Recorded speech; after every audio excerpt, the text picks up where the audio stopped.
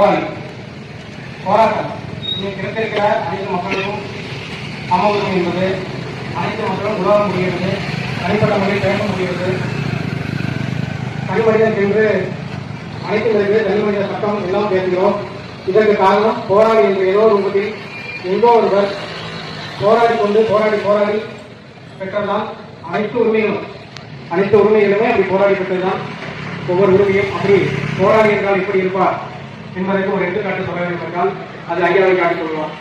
அடுத்ததாக புரட்சி என்றால் என்ன? புரட்சி என்பது தலையில் மாற்றம்.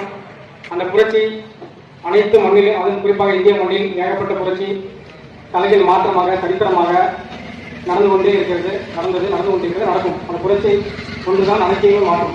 அப்படிப்பட்ட புரட்சி காவலர்கள். புரட்சி என்றால் என்ன?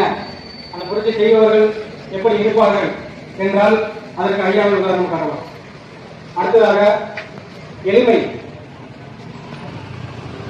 எளிமை இன்றைய காலகட்டத்தில் அரசியல் செய்ய வேண்டும் என்றால் இதெல்லாம் இருந்தால் தான் அரசியல் பண்ண முடியும் அப்படிங்கிற ஒரு சூழல் பொதுவாக நிலவுகிறாங்க இருக்கு. நமக்குலாம் எந்த அரசியல் என்ன இருக்கு அப்படிங்கிற ஒரு பொதுவான கேள்வி. இப்போ இருந்தால் தான் அரசியலா அரசியல் வந்தா இதெல்லாம் இருந்தால் தான் அரசியல் பண்ண முடியும்.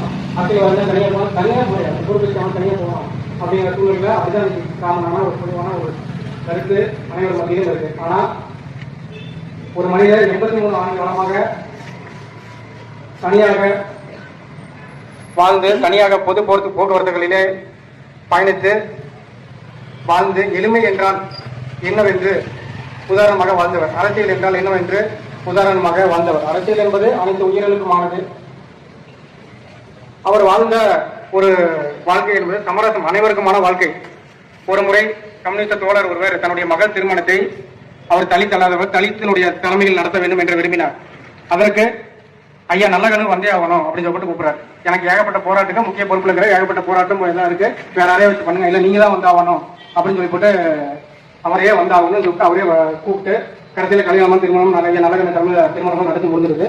நடந்து முடிஞ்சதுக்கு அப்புறம் கேட்கறாங்க, எத்தனை போராட்டம் இருக்கு, வேற எத்தனையோ தலைவர் இருக்காங்க, உங்க ஊருக்குள்ள தனி பேர் இருக்காங்க, என்னையே கூப்பிட்டு பண்ண சொன்னா என்னுடைய மகள் திருமணத்தை ஒரு தனி தலைமையில தான் நடத்தணும் அப்படின்னு சொல்லிட்டு உங்களை கூப்பிட்டு அப்படிங்கிறார். அப்ப ஐயா வந்து சிரிச்சு போறார். அந்த தோழர் நினைக்கிறார் நம்ம வந்து தலித்தை வச்சுதான் கல்யாணம் பண்ணிட்டோம் அதனால சிரிக்கா நினைக்கிறார். ஆனா அவரு ஒரு தலித் அல்லாத சமூகம் தான் பெரும்பாலும். அவர் எந்த இடத்துலயும் இது வந்து சொல்லிக்கிட்டே கிடையாது, அது யாருக்குமே தெரியாது. அப்படி வாழ்ந்த ஒரு எடுத்துக்காட்டு சமரசம்னா ஐயா தான். அப்படிப்பட்ட ஒரு தலைவரை எல்லாம் சொல்றாங்க, இப்படி ஒரு தலைவர் வந்து கிடைக்க மாட்டாருன்னு கேட்கிறப்போ நம்ம வந்து அவ்வளவு ஒரு அது சொல்லவே முடியல. என்னடா முடிஞ்சா இதுக்கப்புறம் இப்படி எல்லாம் ஒரு அரசியல் வந்து நம்ம பார்க்க முடியும் கூடியதான் அப்படிங்கிற ஒரு பெரு வருத்தம் கண்ணீர் எல்லாமே வந்து கண்டிப்பா இருக்கும் எல்லாத்துக்கும்.